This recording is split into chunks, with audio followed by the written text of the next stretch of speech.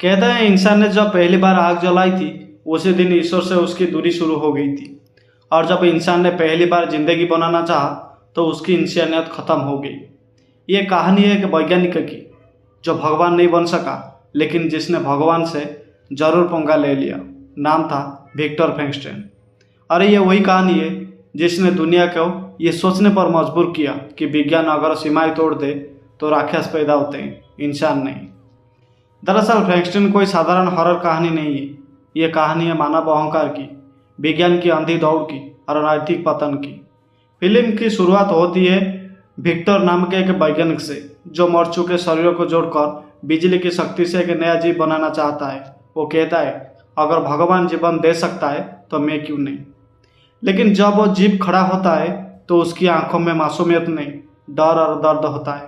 और यहीं से शुरू होती है वो लड़ाई जो इंसान और इंसानियत के बीच की दीवार बन जाती है।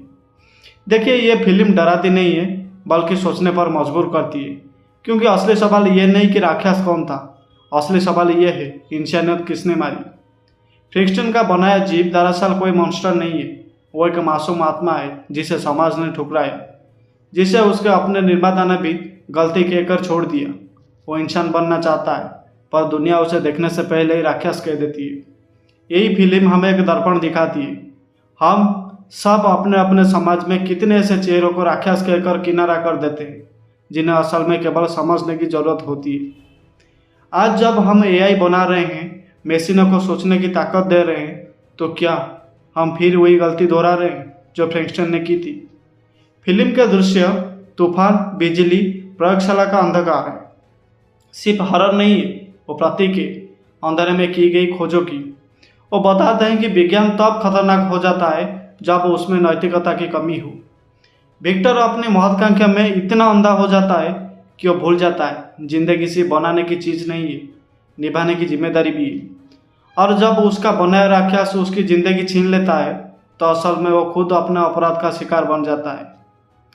फिल्म में सिनेमेटोग्राफी गांधी के अंदाज में है। हर सीन में अंधेरा, धुंध और गूंजते तूफान की आवाज़ देखने को मिलेगा, जैसे हर पल दर्शक से पूछ रहे हो क्या तुम भी वही करोगे जो विक्टर ने किया।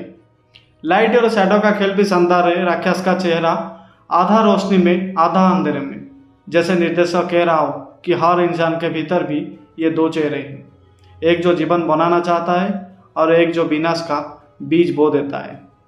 फिल्म के अंत में जब राक्षस बर्फीले पहाड़ पर अपने निर्माता की लाश को देखता है तो रो पड़ता है। वो कहता है तुम मुझे छोड़ गए लेकिन मैं तुमसे नफरत नहीं करता।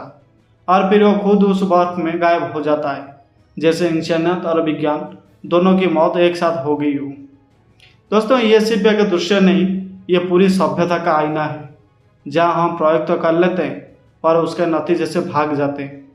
आज जब हम फ्रैंकस्टाइन देखते हैं तो लगता है कि ये सिर्फ 19वीं सदी का कहानी नहीं है, ये 21वीं सदी का सच है जहाँ वैज्ञानिक एआई मॉन्स्टर बना रहे हैं, जहाँ जेनेटिक इंजीनियरिंग से नई जिंदगी गढ़ी जा रही है और जहाँ इंसान अब खुद से पूछने लगा है क्या मैं ईश्वर बन गया हूँ। फिल्म का संदेश बेहद स्पष्ट है, विज्ञान जरूरी है लेकिन विवेक उससे भी ज़्यादा। दोस्तों, ये फिल्म हॉरर नहीं, एक चेतावनी है, एक ऐसी चेतावनी जो कहती है अगर इंसान अपनी सीमाएं भूल जाएगा तो अगला राक्षस कोई और नहीं, खुद वो होगा।